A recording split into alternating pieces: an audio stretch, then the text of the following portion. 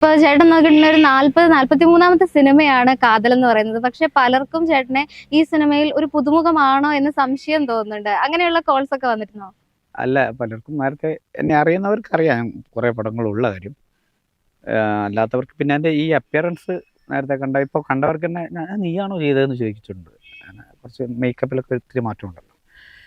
പിന്നെ ഒരു സിനിമയിലുള്ള പോലെയല്ല ഞാൻ അടുത്ത സിനിമയിലുള്ളത്. ഇപ്പോഴാണ് താടി വെച്ചുള്ള രൂപങ്ങൾ, അങ്കിളുള്ള രൂപങ്ങളൊക്കെ വേറെ ആയിരുന്നു, ക്ലീൻ ഷേവ് അങ്ങനെ കൊണ്ടായിരുന്നു. അപ്പം ഇപ്പം പലരുടെ മുന്നിലും പുതുമുഖം തന്നെയാണ്.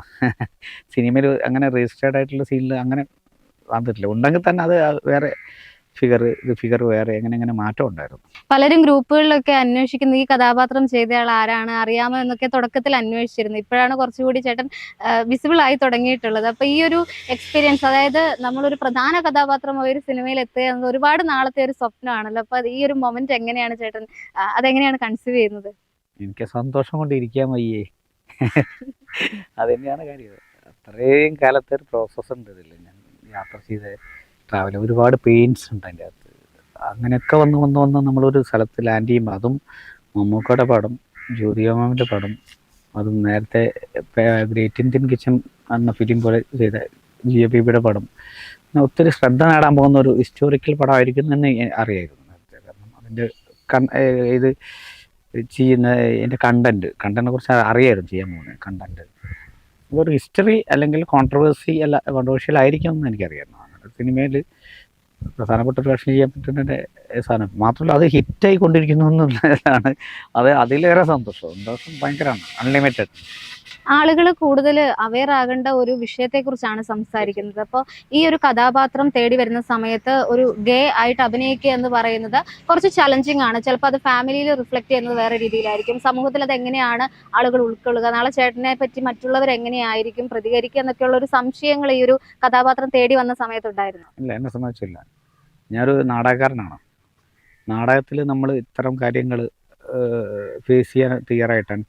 അങ്ങനെ ഞങ്ങൾ അതിനുള്ള എന്താ പറയുക, ട്യൂൺഡാണ്. ആ ട്യൂണ്ടെന്നല്ല അതിന് വാക്ക്, എന്താ പറയുക, അതിന് വേണ്ടി ഞങ്ങൾക്കത് ഉളുപ്പില്ലാത്തവരെന്നല്ല ഞങ്ങളുടെ ഭാഷയിൽ പറഞ്ഞല്ല. ഉളുപ്പില്ലാത്ത ആൾക്കാർ തിയേറ്ററിൽ അഭിനയിക്കുന്നവരൊക്കെ അങ്ങനെ ആയിരിക്കും. അങ്ങനെ ഫോം ചെയ്യപ്പെടുന്നതാണ് അവരങ്ങനെ. തിയേറ്റർ ആക്ടർ എന്ന് പറഞ്ഞാൽ അങ്ങനെ ആയിരിക്കും. ഒരു ആക്ടറാണ് അവർ. ആക്ടർ എന്ന് പറഞ്ഞാൽ അവർ ഇമേജ് കോൺഷ്യസ് അല്ല, അത്ര ഇമേജ് കോൺഷ്യസ് അല്ല ആരും. അങ്ങനെയുള്ള വാക്ക് മാത്രമല്ല, ഞാൻ കഴിഞ്ഞ പടത്തിൽ GAB ഇത് ചെയ്ത ആന്തോളജി സീരീസ്, അതിൽ കുഞ്ഞിലാം മസ്ലാമാണ് ചെയ്തത്. ആ സംഘടനത്തിൽ ഞാനൊരു വേഷം ചെയ്ത് അറിയുമെന്ന് അറിയില്ല.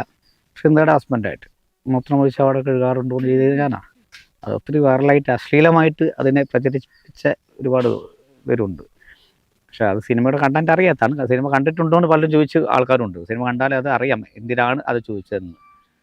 അപ്പം അങ്ങനെയൊക്കെ ചെയ്ത എനിക്ക് ഇത് ചെയ്യുന്നത് മാത്രമല്ല, അതൊക്കെ കൊണ്ട് നിൽക്കട്ടെ, മമ്മൂക്കത് ചെയ്യാൻ തയ്യാറായല്ലോ. പിന്നെ ഞാനെന്ത്, എനിക്കെന്ത്. മമ്മൂക്കയുടെ ഒരു പടമാണ്, ജ്യോതികമാമിൻ്റെ പടമാണ്. ഞാൻ സിനിമയ്ക്ക് പുറകെ നടക്കുന്ന ഒരാളാണ്. എന്നെ സംബന്ധിച്ച് ഒട്ടും പ്രശ്നമില്ല. I am ready to face. അപ്പൊ ഇപ്പൊ മമ്മൂക്കയോടൊപ്പമുള്ള എക്സ്പീരിയൻസ് പറയുമ്പോൾ, ചേട്ടൻ പലേരിമാണിക്യത്തിൽ അഭിനയിച്ചിട്ട് 10-13 ദിവസത്തോളം ഷൂട്ടും സീനുകളൊക്കെ ചെയ്തതിനു ശേഷം ആ സിനിമയുടെ ഔട്ട് വന്നപ്പോ ചേട്ടൻ അതിലുണ്ടായിരുന്നില്ല. അപ്പൊ അതിന്റെ ഒരു പെയിൻ കൂടിയല്ലേ ഈ ഒരു സിനിമയിൽ ഇപ്പൊ ഒരുമിച്ച് ഒരു ഇത്രയും വലിയ വേഷം? അത് ആ പെയിൻ മാത്രമല്ല, പിന്നെ ഞാൻ ഒത്തിരി പെയിൻ വേറെ അനുഭവിച്ചിട്ടുണ്ട്.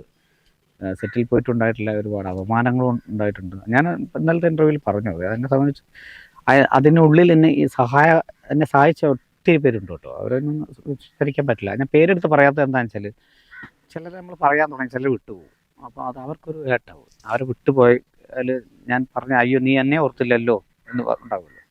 അപ്പോൾ അതുകൊണ്ടാണ് ഞാൻ അത് ലിസ്റ്റ് ചെയ്ത് പറയാത്തത്. അത് കാരണം അത് അവരൊക്കെ എൻ്റെ മനസ്സിലുണ്ട്.